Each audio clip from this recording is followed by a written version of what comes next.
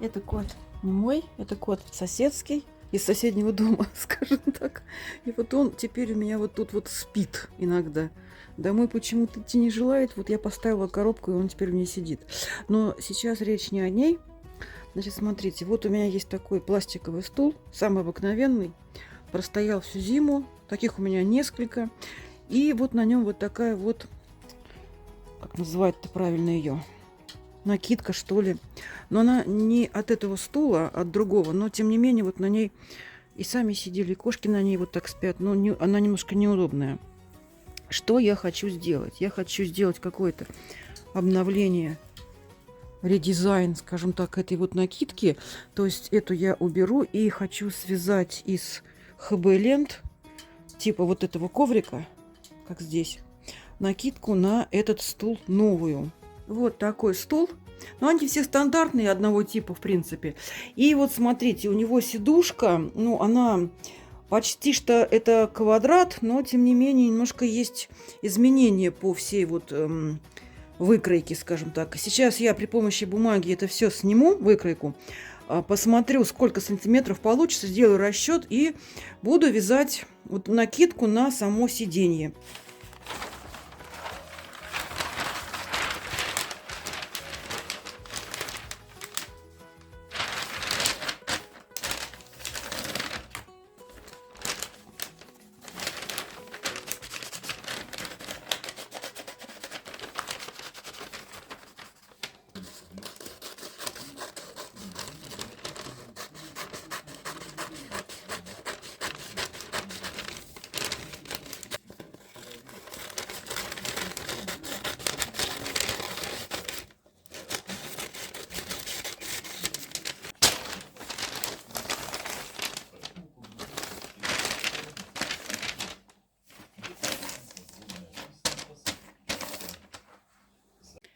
Вот такая выкройка у меня получилась. Вот теперь смотрите, что я буду упрощать как бы. Вот эти вот вырезы здесь совершенно не нужны. То есть будем делать прямую линию. То есть отсюда и сюда соединять. Также вот здесь нужно будет добавить, ну, где-то примерно сантиметров, наверное, 15, чтобы свешивался край. Ну, не 15, может быть, поменьше, чтобы это уходило вниз. И наверху то же самое, чтобы вот здесь вот переходило туда и там немножко свешивалось. Вот такая выкройка у меня в итоге получилась. То есть у меня получается 3 значимые точки, 3 значимые ширины. Вот это. Я вот загнула бумагу специально, чтобы эта линия была, во-первых, прямой, и ее можно было измерить. Сейчас я измерю, подпишу цифру, сколько здесь сантиметров. Также вот эта точка у нас идет сгиб, и верхняя точка сгиб на верхушке сиденья. То есть вообще выкройка в виде восьмерки получилась. То есть у нее как бы талия, а так вот одинаково. И вот по этой выкройке я буду вязать непосредственно эту накидку на стул. Я промерила всю выкройку, и у меня получились вот такие цифры. С самого низа 42 сантиметра, через 10 сантиметров по высоте уже 40. То есть идет убавки, и убавки будут идти до места перегиба, где сидушка перегибается и уходит вот наверх. 42 сантиметра. Как рассчитать количество петель и сколько набрать воздушных петель для этого размера? Значит, у каждого вязание свое. Кто-то плотнее вяжет, кто-то вяжет более рыхло. Опять же, крючок разный у всех. Поэтому я рекомендую вам, чтобы рассчитать количество правильных петель, свяжите небольшой образечек, ну где-то сантиметров вот 15. Наберите петелек 15 и свяжите какой-то кусочек. И уже сможете понять тогда, сколько у вас идет в 10 сантиметрах, сколько петель укладывается. У меня получается примерно 1 к 1. То есть 42 сантиметра у меня получается 42 петли, но я добавляю парочку на подъем на краях. То есть я буду набирать 44 воздушные петли, и, соответственно, у меня будет 44 столбика без накида. Я подобрала нитки. Нитки у меня остались всякие разные, то есть какие-то концы, какие-то маленькие клубочки. Ну вот я для улицы буду вязать этот коврик, поэтому туда как бы нормально и такое. Вот эти нитки у меня вообще из старых простыней, вот красные, зеленые, вот эти белые, это все просто не порезанные. И эти из новых тканей, но они, вот, говорю, такие все разные, маленькие. Вот, буду вязать из них. Значит, смотрите, ширина ленточки у меня примерно 1-1,5. То есть ширина зависит от ткани. Чем ткань тоньше, тем ширину надо делать, естественно, побольше. Крючок я использую 6 миллиметров. Вот таким вот крючком я вяжу. Получается вот нормально все. Ленты нарезала я только ножницами. Я рекомендую вам это делать, потому что, во-первых, это все получается ровнее. Потом, опять же, не летит никакие вот эти вот взвесь, такая тканевая, ворс, не летит во все стороны, и в нос в том числе, вы не дышите этим хозяйством. Начинать вязание я буду с прямой линии. Вот для начала вязания я рекомендую взять нитки получше, то есть поплотнее, хорошие. Не вот эти вот, которые из простыни, они более такие уже, ну, поношенные, скажем так. А нитки обязательно новые, хорошего качества. Просто концы, края у половичка, у коврика или у этой штуки должны быть прочные и хорошие. Также такими же хорошими нитками, соответственно, нужно и заканчивать вязание. То есть вверху я буду использовать такие же точно нитки. Ну, не такие же по цвету именно, а по качеству я имею в виду, чтобы хорошее все было. Нам надо набрать 42 сантиметра. У меня это 44 воздушные петли и, соответственно, будет 42 столбика. То есть я забыла сказать, что там две крайние петли, они идут на как петли подъема, как поворот идет. То есть я набираю сейчас 44 воздушные петли крючком номер 6. Еще раз повторю, ширина ленты у меня примерно сантиметр, ну, может быть, чуть больше в данном случае. Вот эту вот крайнюю петельку я не считаю, просто затянула узелочек, вот так вот, и все. И дальше вот это первое считаем на крючке. То есть, смотрите, вот иногда спрашивают, а как начать первый ряд? Первый ряд – это не что иное, как косичка из воздушных петель. Вот это и есть первый ряд, потом после которого уже делается поворот и вяжутся уже столбики без накида, подчеркиваю. Вот я вяжу коврики только столбиками без накида, чтобы было более плотно, чтобы не было дырок. Тот ряд, который вяжется уже столбиками, он уже является вторым как бы. Ну, пускай будем считать эту косичку из воздушных петель первым рядом. И заканчивается вязание, также спрашивают некоторые, заканчивается вязание просто вот довязали до конца ряда столбиками и все. Нитку запутали куда-нибудь там в полотно. Это и есть последний ряд. Вот такая получается косичка, она и есть первый ряд. Когда вы набираете вот эту косичку, не делайте ее тугой, то есть набирайте свободно, чтобы такие широкенькие петельки были, потому что потом будет по ним тяжело вязать столбики, это раз. И опять же, ширина полотна у вас, если вы туго свяжете, она будет просто уже, чем все полотно, которое вы будете вязать уже в дальнейшем.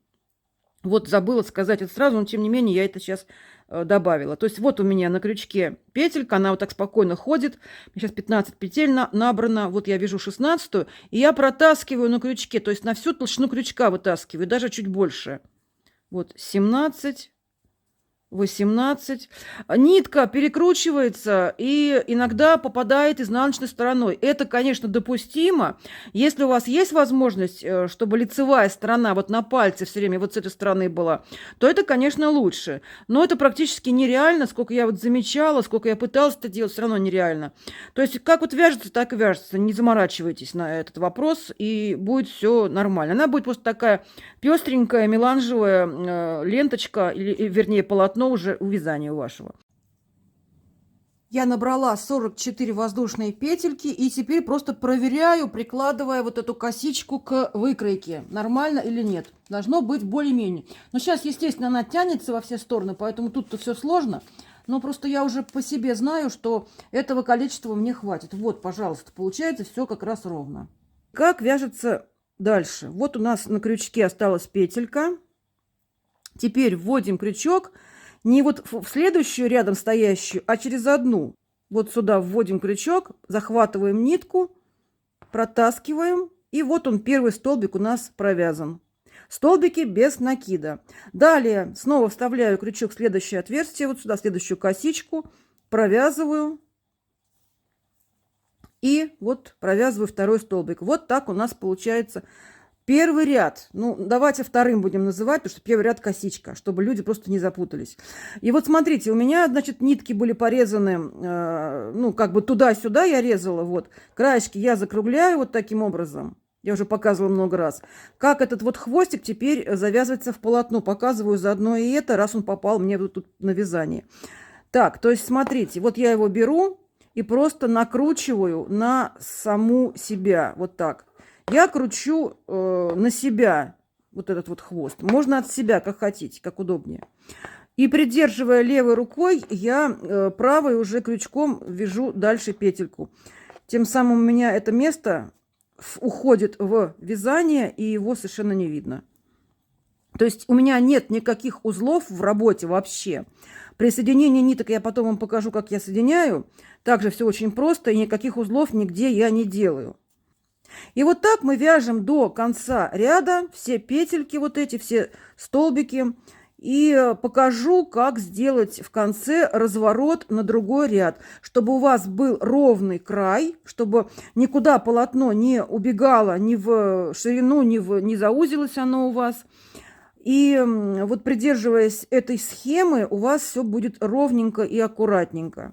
Так, что-то я еще хотела сказать про эти... про стирку. Значит, также часто спрашивают, как их стирать. А стирать их элементарно руками, либо ногами в ванной. То есть закидываете в ванну, наливаете немножко водички, насыпаете там порошок, либо там, не знаю, какое-то моющее средство. И ногами, ну, полежит немножко сначала, потом ногами залезаете, потоптать.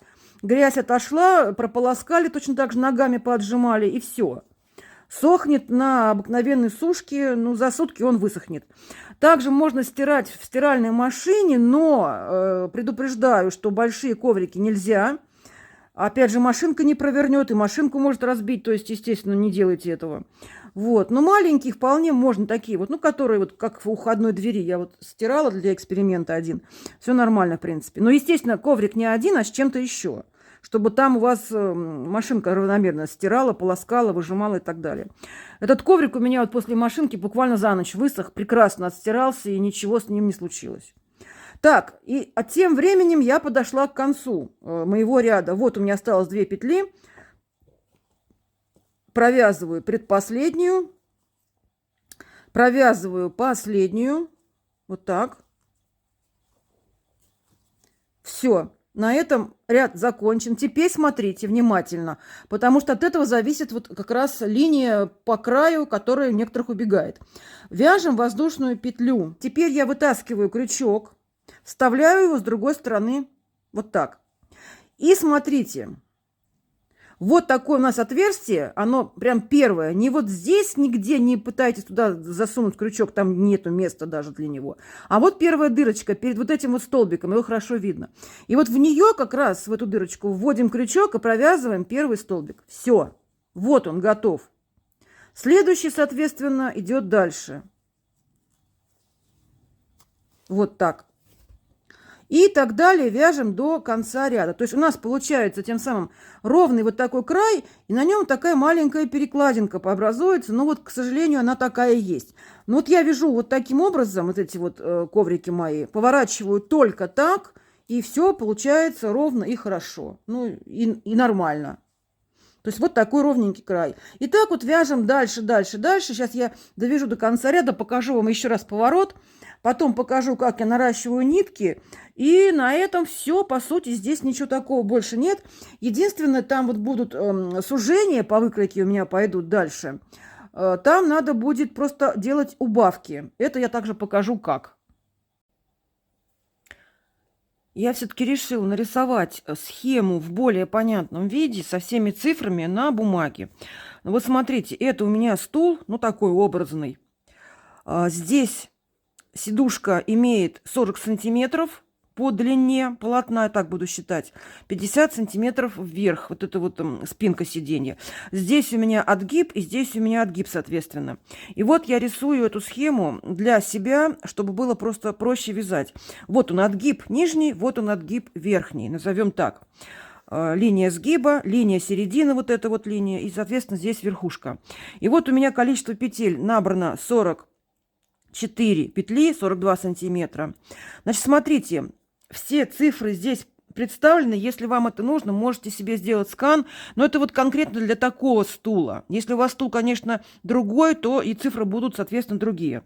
Я сейчас вяжу 15 сантиметров прямым полотном. После этого мне нужно будет провязать 40 сантиметров, вот эту часть, сделав 2 убавки. Ну, я померила, примерно через 15 сантиметров можно делать убавки. Здесь 10 сантиметров. Соответственно, здесь будут уже делаться прибавки. Ну, в принципе, смотрите, если вы не хотите заморачиваться вот с этими убавками-прибавками, в принципе, тут, ну, нет никакой такой сильной вот необходимости это делать, то что стул все-таки довольно-таки, ну, такой произвольную форму на него можно набросить, вот эту вот накидку. Можно просто прямоугольник связать и не заморачиваться, я вот к этому веду. Сейчас я вяжу прямоугольник высотой 15 плюс 15, 30 сантиметров вот до этого места, до первой убавки.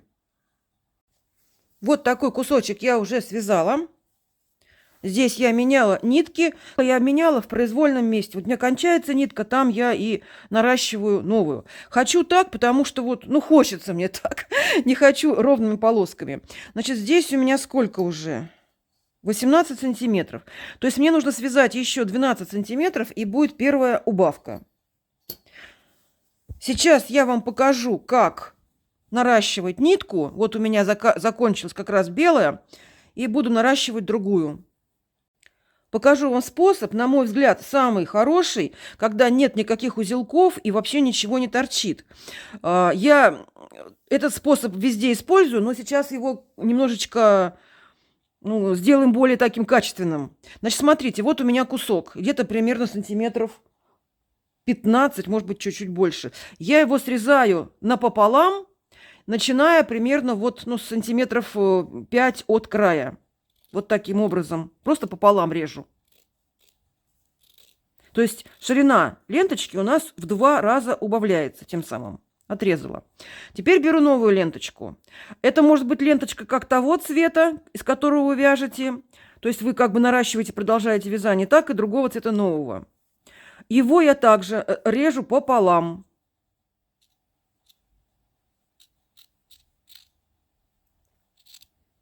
Вот, отрезала. Значит, смотрите дальше, что мы делаем. Теперь я эту новый кусочек вот ниточки вкладываю вот в самое начало, вот сюда. Сгибаю пополам, то есть как бы прячу вот в этом вот остатке. И вот у меня получилась новая нитка. Держу так, чтобы все это дело не убежало. И продолжаю вязание. То есть вязание у меня идет уже 2 нитками, новой и старой. Вот дошла я до второй части кусочка, второй кусочек. Снова укладываем его уже на то место, где широкая пошла часть ленты. Точно так же пополам складываю. По возможности все это, конечно. И провязываю дальше. То есть, видите, у меня нет никаких ни хвостов, ни узлов, ничего нет такого. Вот. Видите, все ровно, идеально. Здесь ничего нигде не торчит. И нитки, вот эти 2 конца, ушли в полотно целиком. Я раньше вязала, просто накладывала ниточку, она у меня где-то сзади торчала, либо спереди. Потом я ее просто обрезала. Так то же самое можно делать, разумеется. Полотно уже крепко держит эти вот хвостики 2 кончика, и ничего никуда не убежит. То есть можете делать и так, как вам нравится. Но вот этот способ, конечно, более аккуратный, более такой правильный, на мой взгляд. Вот, видите, ничего нигде нет. У меня этот коврик, накидка на стул, планируется быть только на улице.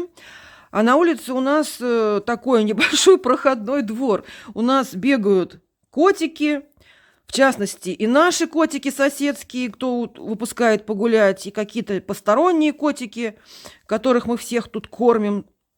Вот, поэтому все вот эти мои накидки, подстилочки, тряпочки постоянно в каком-то песке. Особенно это вот весна, вот сейчас я без конца там протираю пол на веранде, уже замучилась, и везде песок. Но еще и ветер летит, дороги не мытые, естественно, все грязь еще пока не сошла. Поэтому вот что я хочу сказать. Эти коврики очень здорово не пачкаются вот так. То есть, если, допустим, животное на них село, собака либо кошка, то постепенно песок, который образуется на коврике, он сквозь эти вот дырочки просачивается и туда вниз пролетает. То есть достаточно коврик просто взять, потрясти и под ним просто протереть. Но это касается не только, естественно, стула с кошками, сидящими на них, но и ковриков в доме. Вот у меня также входной коврик. Я его, честно говоря, стирала всего один раз за все время, просто потому что, да, я прихожу с улицы, да, у меня ноги все иной раз бывают и не совсем чистые, по грязи ходишь на улице. Вот, но когда его просто поднимешь, потрясешь, и вся вот эта грязь, которая оседает на него, она стрясается под него, так получается. То есть протерла, потрясла, и все, и стирать ничего не надо. Некоторые стирают довольно-таки часто, но не знаю, может быть, пачкается там у них. У меня вот такой грязи нету. Вот тем не менее у меня улица за дверью, то есть я живу в поселке, но вот нет у меня такой грязищи. Может быть, сама я там, не знаю, аккуратная такая, не знаю, но все равно вот коврики очень хорошо работают в плане того, что в них не остается вот эта самая грязь. Грязь, песок и прочее. Все проходит сквозь дырочки на пол. И опять же, они не такие скользкие, как вот некоторые почему-то тоже считают. Но нет такой жуткой прям вот скользкости у них. Пылесосю я пылесосом большие на полу. Прекрасно все держится, никуда не убегает, не елозит, пылесос их не затягивает. Но это такие вот лирические отступления, потому что я сужу по вашим вопросам в комментариях. Там это вот одно и то же пишут постоянно. Вот, хотя ответы всегда пишутся тоже, но надо читать, наверное, какие-то вот другие комментарии. Просто все эти вопросы уже обсуждались не раз, но тем не менее я повторяю вот для тех, кто, возможно, смотрит это видео в первый раз для себя. Вот такие вот нюансы. По моей схеме я должна провязать до первой убавки 30 сантиметров, 15 на подгиб и 15 уже по сиденью, 30 сантиметров суммарно. Должна сделать убавку 2 петель. Значит, вот у меня полотно, я провязала ровно 30 сантиметров и теперь делаю убавку. Убавка будет делаться с двух сторон полотна, но не в одном ряду сразу. Вот подчеркиваю этот момент, чтобы вы не ошиблись. Убавка делается в конце ряда, то есть смотрите. Вот у меня конец ряда. Остались 2 дырочки, 2 петельки. И вяжется это так. Провязываем одну петлю и оставляем на крючке. Далее провязываем последнюю. На крючке в итоге 3 петли. Теперь мы провязываем их вместе. Вот и все. Вот такая убавка. То есть мы убавили 1 столбик. И точно так же будем вязать, когда развернем вязание и подойдем к концу следующего ряда. Дальше снова воздушная петля. Разворачиваемся.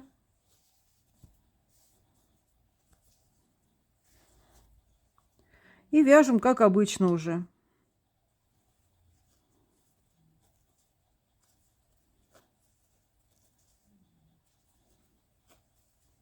То есть вот так у меня, видите, немножко такой пошел скос, ну, как бы на уменьшение. Дальше я буду вязать. Так, сейчас посмотрим. 15 сантиметров еще. И будет потом еще одна убавка. Значит, эта убавка была в конце ряда первая. Сейчас я довязываю ряд до конца. И снова 3 последние петельки у меня будут участвовать в этой вот убавке, как и здесь. Все. На этом убавка ряда закончена. Дальше вяжем ровно. Я решила примерить то, что у меня связано, на стул. Вот так все это положила. Примерно 15 сантиметров свешивается с краем, где-то так. То есть вот так у меня пошла убавка. Но она, в принципе, соответствует вот этому сиденью стула. Но вы знаете, что я все-таки думаю? Как делать убавки, я вам показала. Это делается элементарно. Прибавка делается еще проще. То есть из одного отверстия вы вывязываете 2 столбика без накида, и все. Прибавки я планировала делать вон там наверху. Но вот смотрите, что я тут все-таки решила. Я буду вязать не вот такую вот восьмерку, ну как бы полотно в виде восьмерки оно смотрится. Я все-таки хочу вязать прямое полотно. И вот объясняю почему. Значит, здесь стул довольно-таки, ну все-таки прямой, здесь нет таких резких изменений ширины. Поэтому, значит, что я сейчас хочу сделать? Я вот это место сейчас распущу, то есть вот то, что я розовым связала, с этими убавками распущу и буду просто вязать целиком обыкновенный коврик. Однако цель моего видео все-таки, я считаю, достигнута. Я показала, как сделать выкройку, как рассчитать, то есть чтобы сделать прибавки и убавки в данном случае, я вам показала как. А вязать я буду самый обыкновенный прямой коврик. Передумала я. В итоге передумала, потому что я уже ходила, мучилась и так и сяк примеряла. Ну, нет смысла на 4 петли все это переделывать. Ширина практически одинаковая. Я сейчас примерила то, что у меня уже связано. Получается совершенно нормально. Вот без прибавок я вам показываю теперь. И смотрите, какая еще идея меня посетила. Можно вот здесь вот с этих сторон сделать такие 2 еще кусочка связать. То есть набрать вот здесь вот петельки, соответственно, от начала вот этой вот ножки до вот этого торца и связать полотно. Я уже второй день, точнее со вчерашнего вечера, пытаюсь вязать мой коврик-накидку на стул. Вот, пожалуйста, вот. Вчера положила его примерить, и этим все кончилось. Вот эта подруга сюда завалилась, и все. И как только я хочу его повязать, она уже, оказывается, здесь лежит. Вот нравятся кошки вот эти коврики. Да, зайка? Вот так вот. Значит, смотрите, девочки, какая еще у меня возникла идея. То, что вот я переиграла свою исходную работу, ничего страшного, такое бывает. Значит, смотрите дальше, что можно сделать. Ну вот здесь, конечно, за ней не видно, но идея какая? Я сейчас довязала до перегиба, то есть до поднятия на спинку. Вот здесь у меня такой край свесился, все нормально по размерам. А теперь можно связать вот эти крылья, про которые я упоминала, вот крылья, которые закинутся вот на эти подлокотники. Но как лучше вязать? Можно их связать, конечно, отдельно. То есть мы вяжем сначала полотно вот это вот полностью, то есть, грубо говоря, дорожку вяжем. И потом набираем петли с боков здесь и здесь, петли равные количеству, вернее, не количеству, а размеру вот этого подлокотника. И просто вяжем полотно сюда вверх и перегиб. Сюда тоже вверх и перегиб. Но можно вязать немножко по-другому. Можно вязать как? Вот сейчас я вяжу ряды. То есть я ряд довязала и набираю дальше петельки по вот этому ряду. По боку коврика набираю петельки. Ну вот, наверное, до вот этого расстояния, то есть где у меня спинка кончается, вот это, Мира, не мешай мне, зайка, не мешай. То есть я набираю, разворачиваюсь, вяжу дальше. Пошла, повязала. Теперь набираю с этой стороны, то есть до этого места то же самое. То есть у меня буква П такая получается, вязание превращается в букву П. И сразу тем самым я буду вывязывать вот эти вот углы, вот здесь и здесь. То есть у меня будет не сшивное полотно, как я изначально хотела, а целиково вязаное. То есть мы просто вяжем то же самое, только уже вот полотно будет побольше. До высоты я довязывать буду вот этой, то есть вот до сюда. Дальше нужно будет опять вязать прямое полотно здесь, а эти довязать потом, потому что здесь вот у нас вот уже разрыв идет. Вот такая у меня идея возникла. И, скорее всего, сейчас я так и буду делать. Покажу вам просто, как набирать эти петли по боку. Если вот эта подруга у меня встанет, наконец. Она что-то как-то не хочет вставать. Ей нравится, ей хорошо, она погуляла, все классно. И, наконец, я сняла накидку из-под кошки. Значит, смотрите, вот я здесь пометила себе метчиком то место, до которого я буду сейчас вязать вот эту вот боковину с одной стороны. Соответственно, то же самое пометила с другой. И вот так будем вязать все полотно. Показываю, как вот переход сделать. Довязываю ряд до конца. Мне осталось здесь 2 столбика. Так, последняя петля, вот она. Провязываю. Давайте сделаем сейчас в это же отверстие еще одну петлю, точнее столбик, чтобы сделать такой небольшой поворот на ту стеночку. Вот, то есть 2 раза в одну я крючком нырнула. И теперь смотрим, куда тут сделать столбик. Ну, здесь вот, в принципе, очевидно, вот эти точки, их видно. Вот петелька, прям дырочка под ней. Давайте вот сюда. Дальше. Дальше вот здесь, вот перед вот этой перекладинкой есть еще одна дырочка. Вот сюда провяжем. Дальше снова такая же петелька, как и та. Вот сюда. И перед перекладинкой снова дырочка. То есть вот так чередовать будем одну за другим. И тем самым набираем на вот этом боку дополнительные столбики для провязывания уже не конкретно вот этого, как назвать это правильно, полотна, которое пойдет на подлокотник. С той стороны будет то же самое. То есть сейчас довяжу до конца этого подлокотника, дальше развернусь и пойду в ту сторону. И когда на той стороне я буду, я свяжу точно так же, вот наберу на второй подлокотник эти петли. То есть у меня будут вывязываться в полотне сразу 2 угла. То есть у меня будет сразу целиковое такое изделие. То есть никаких швов не будет. Будет все вязаться сразу одним, одним вязанием как бы. Вот так. То есть мне кажется, эта идея вполне удачная для такого стула. Если стул, конечно, другой, там надо будет подумать, потому что они все разные. И какие-то разные идеи могут у вас возникнуть. Но так здесь все просто. Вот что у меня получается. То есть как бы я обвязку делаю этого края. Вот получается вот так. И вяжу на ту высоту, докуда у меня идет подлокотник уже вот этот вот горизонтальный. Покажу вам, как получается. Я связала уже сантиметров 10. То есть вяжу сразу и серединку, и вот эти 2 боковые части. Уголок в нужном месте получается. То есть все по кругу просто вяжется вот так вот и все. Туда-сюда, туда-сюда. То есть нет никаких дырок, ничего не надо сшивать. Все единое такое получается целое. И вяжется очень просто, легко. Тут ничего нет такого хитрого. Просто обыкновенные прямые ряды, просто они стали больше. Я связала нужную мне высоту. Вот этот вот размер, это высота моего подлокотника. И далее, смотрите, я поделила полотно на 3 части. То есть, соответственно, от угла нашла точку, где у меня такое же количество петель совпадает. Вот, пометила его. И сейчас буду вязать уже у подлокотника ту часть, которая будет накидываться на него. То есть, смотрите, я довязала ряд до этого места. Вот у меня отсюда начинается уже верхняя часть стула.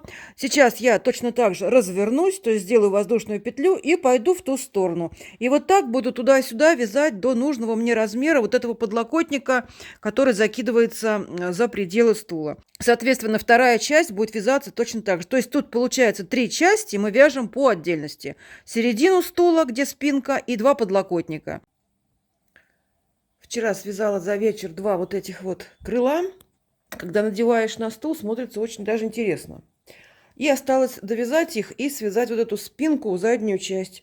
Сейчас я вяжу уже вот эту спинку, последняя часть. Но она пока такая вся мятая, кривая, косая, это понятно. Довяжу до конца, туда сделаю перегиб сантиметров 15-20, и на этом будет закончено. Смотрите, что у меня получается вот здесь с этими подлокотниками, крыльями. Эти 2 части вот с, как бы основой, они, в принципе, одинакового размера получились. Можно что сделать? Можно сделать здесь веревочку, соединить с этим местом. То есть какой-то такой, веревочку не такую тканевую, а нормальную веревочку взять красивую. И будет такое вот, замыкание вот этих 2 концов. А можно связать вот между собой их крючком. Будет закрытая вот эта часть. Тоже интересный вариант, кстати. Соответственно, то же самое с той стороны. Так, а вот здесь, смотрите, вот с этой частью что можно сделать? Здесь тоже можно вставить веревочку и зафиксировать либо за ножку стула, вот сюда вот перекинуть эту веревочку, либо зафиксировать вот с этим вот углом на самой накидке. Вот так.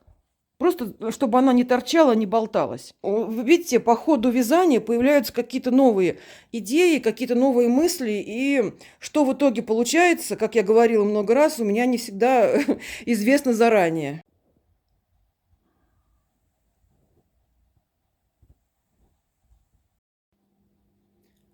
Итак, я закончила вязание накидки. Вот что у меня получилось. Осталось только сделать обработку. Обработку я хочу сделать следующим образом. По всему вот этому краю, прям по кругу пойду, я обвяжу какой-то контрастной сейчас ниточкой столбиками без накида. После этого сделаю еще такую косичку по краю, опять же, чтобы уплотнить край, чтобы сделать его более интересным. Дальше я просто натяну на этот стул, на пластиковый, и немножко взбрызну водичкой, чтобы просто она выправилась. Я обвязала всю накидку по кругу обыкновенными столбиками без накида. Прям по петелькам шла, и вот так у меня получилось. Обвязала красной ниткой. Это вот лицевая сторона, вот так выглядит изнаночная. Честно говоря, изнаночная мне даже больше нравится. Она такая какая-то рифленая получилась. Вот, и теперь я хочу сделать еще одно дополнение. То есть сейчас я еще косичку добавлю на эту работу, чтобы было все ярко и красиво. Косичку буду делать белыми нитками. И буду вязать ее, обратите внимание, не в самый край, не вот в эти вот дырочки, а в дырочки предыдущего ряда. То есть туда же буду вводить крючок, куда вводила его при вязании вот этого ряда. То есть у меня косичка будет вот так смещена. Мне кажется, так будет интереснее. И вот так она делается. Первая петля закрепляется, просто вот так протащив ее наверх. И дальше вводим крючок в следующую петельку, провязываем и сразу сюда. То есть такие полустолбики получаются. Эти концы потом соединятся с последними петельками и замаскируются на изнанке. И вот таким образом вяжется эта косичка. Тут главное не ошибаться, вводить крючок именно вот в те же самые отверстия.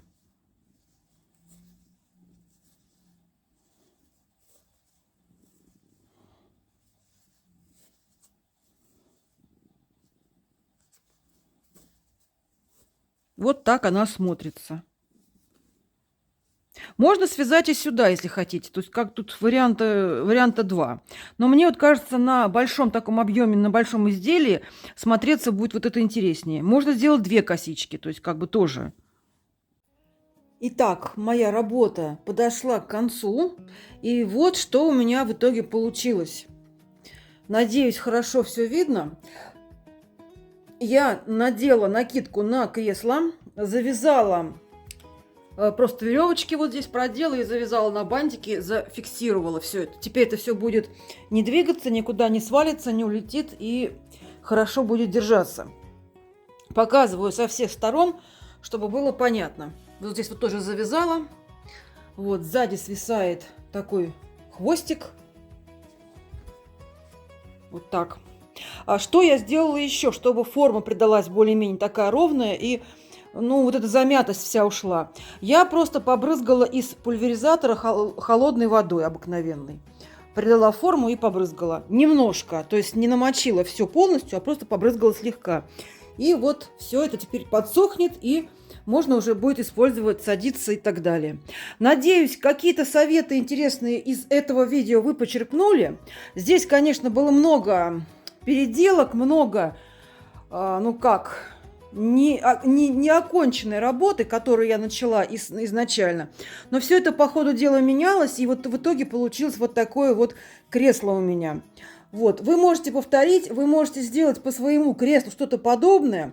То есть делайте выкройку и по ходу работы смотрите, как у вас это все дело идет.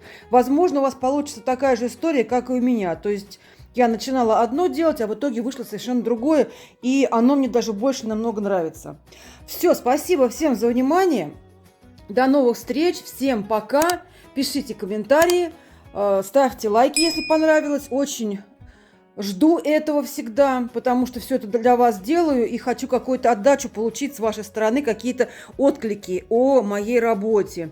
Все, еще раз спасибо всем за внимание. До новых встреч. Пока-пока.